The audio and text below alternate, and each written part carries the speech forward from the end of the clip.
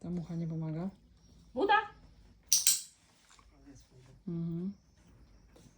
Leży w szkół, leży.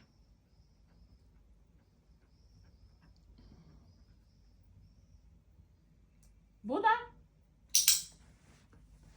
Leży w łóżku, leży. To nie do ciebie.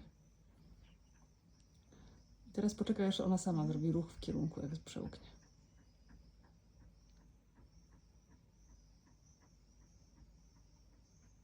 Mhm.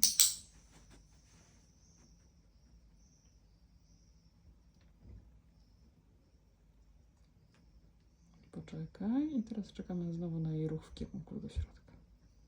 Klik! Brawo, kura! Pięknie. I zakończ. Wysyp jej na zewnątrz jedno. Ona jeszcze przeżuwa. Super. Brawo, kuryczka. Pięknie.